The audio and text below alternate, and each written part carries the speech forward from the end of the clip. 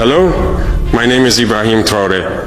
You might know me as a young military leader, someone you call a radical or an anti-Western dictator, but today I'm here to tell the truth.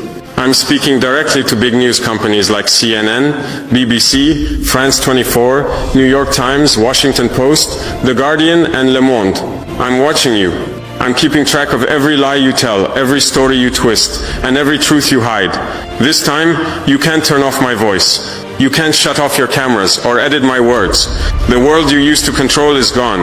Millions of people will hear me now, without your filters, without your lies. I'm 34 years old. I grew up hearing your stories about Africa. As a child, I watched your news on TV. The pictures were always the same. Hungry children with flies on their faces, dry lands, wars and death. You told us this is Africa. You made us feel ashamed of our home, our people and our land. We believed you because we were young and didn't know better. But as I grew older, I started to read, ask questions and learn. I realized the Africa you showed us wasn't real. It was a story you made up. You wrote a script for us, and it was full of lies. The false story of Africa. You, the big news companies, have shown Africa in a bad way for years. You make it look like Africans are not human, like we are wild people who can't take care of ourselves. You show us as poor, helpless and lost, waiting for you to save us. Every day your TV screens and newspapers talk about hunger, war, sickness, corruption, terror and chaos. These are the only words you use for Africa. You never talk about hope, success, growth, strength, honor, pride or victories. Why? Because those words don't fit the story you want to tell.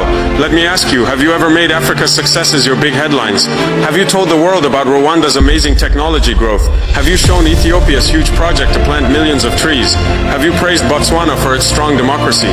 Have you talked about Kenya's smart business ideas and young entrepreneurs? No, you haven't. Those stories don't fit your plan.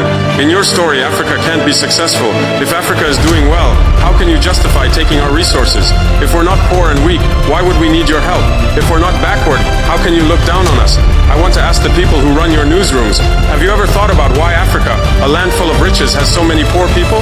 Let me give you some facts, real numbers that show the truth. Africa's wealth and poverty. Africa has so much wealth, but our people don't see it. Here are some examples. Cobalt. Africa has 70% of the world's cobalt. Cobalt is used in your cell phones, computers, and electric cars. Most of it comes from Congo, but the people in Congo can't afford phones or computers. Why? Platinum. Africa has 90% of the world's platinum. Platinum is used in car parts, electronics, and medical tools. It comes from South Africa, but South Africans struggle with unemployment and poverty. Gold. Africa produces 30% of the world's gold.